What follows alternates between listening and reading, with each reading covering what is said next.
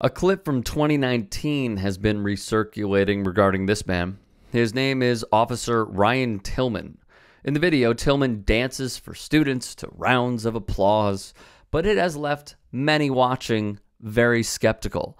First things first, NBC Los Angeles reported at the time Tillman received a promotion, serving as Chino Police Corporal. The high school he danced and held a job with was Don Lugo High School, also located in Chino. After accepting his new role, Tillman would reflect on the dance with students, saying, "I wanted to go out with a bang, so I was like, what better way to go out than with doing a dance?" He also said he wanted to shine a positive light on police officers. In addition to his police work, Tillman founded the organization Breaking Barriers United, which reads their mission as to repair the bond between law enforcement and the community by promoting transparency and building relationships. Captain Kevin Menson would say at the time, Corporal Tillman killing it at the Don Lugo High Rally.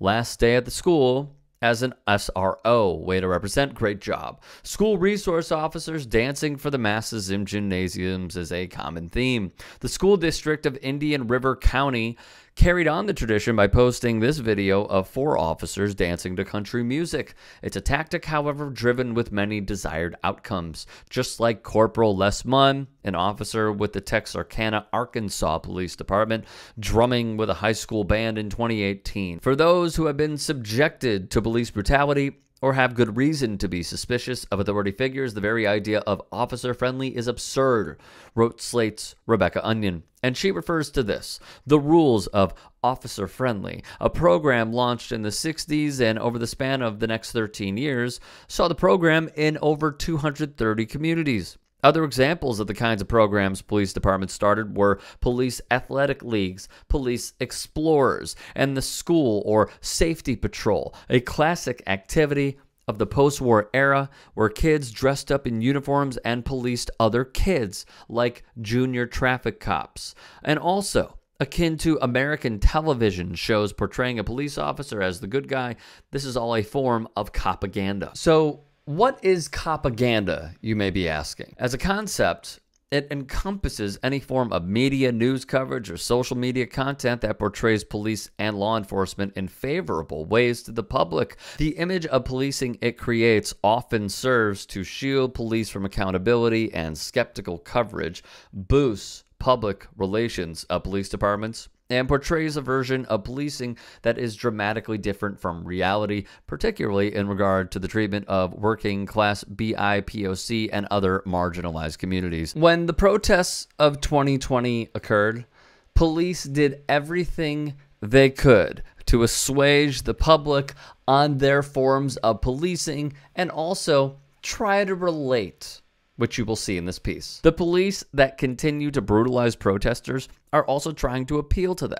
At the time, entering their 5th week after the killing of George Floyd, one department, Metro Nashville PD in Tennessee, released a country music ballad of a good cop who is deeply emotional about Floyd's killing. The MNPD has used its Twitter account to push a mix of content, including feel-good photos of cops posing with children, wearing badges of their own, followed by mugshots of people who participated in anti-police riots. This bizarre social media binary makes it clear that the department wants the public to think they're solely a force for good who like to hang out with little kids, while protesters are criminals who belong behind bars. And of course, it should not be a surprise, schools were a top upper echelon priority to, in essence, indoctrinate children to accepting them. There is an outline of the way these programs worked, specifically in Norfolk, Virginia public schools in the 70s in the FBI Law Enforcement Bulletin. Police officers developed lesson plans and activity books with assistance from the schools. The Sears Roebuck Foundation paid for teachers to make the activity books and print them. In 1976-77, officers visited the kindergarten through second grade classrooms 3 times. In the first visit, the officer-friendly would show and tell their police equipment.